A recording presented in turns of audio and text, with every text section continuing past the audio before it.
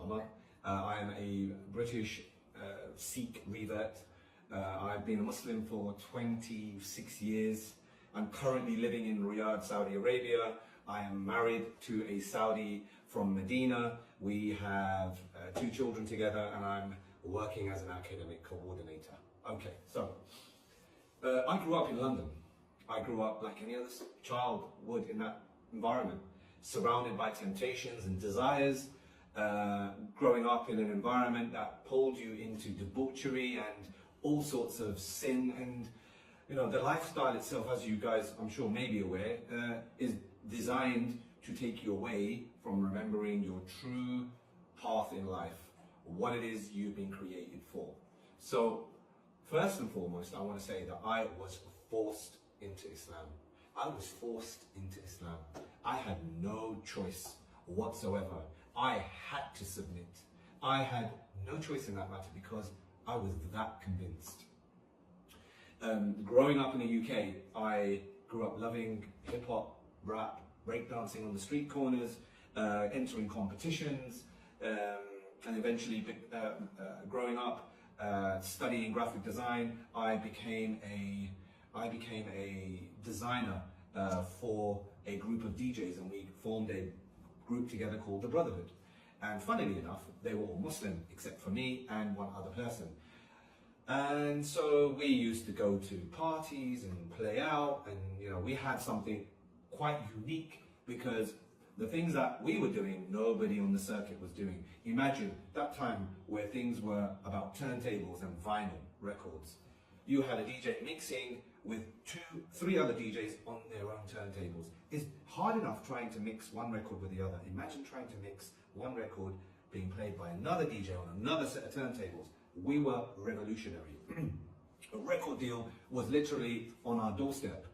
So you can imagine, we're excited. I was into rapping, and I'm a natural poet, and I love language. So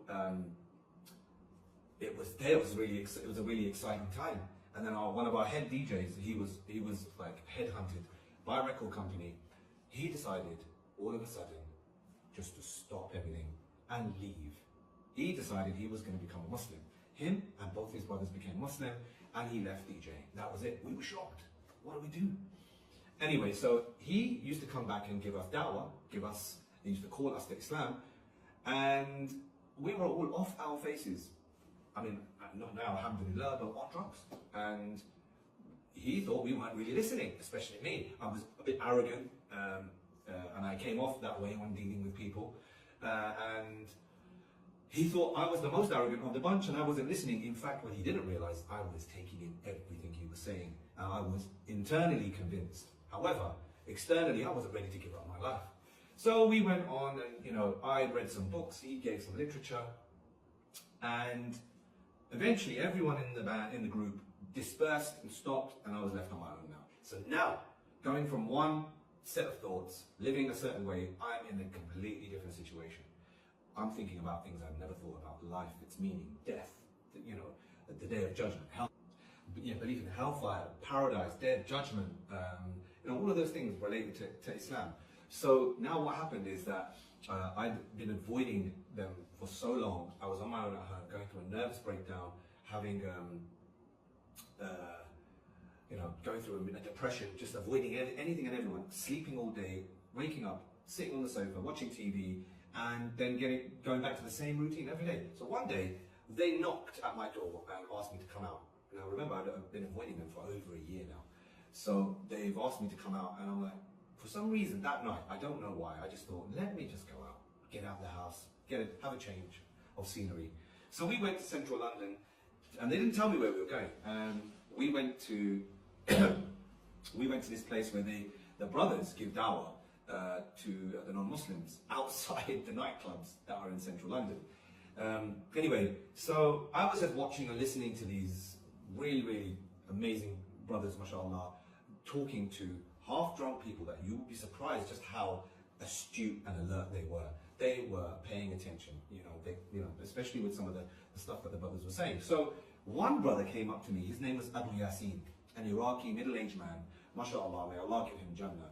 He came up to me and started talking to me, going through the steps, going through the routine, and, you know, asking about Allah, His Messenger, sallallahu alaihi wasallam, the proofs and evidences that are present in the Quran, and there are many things that convinced me.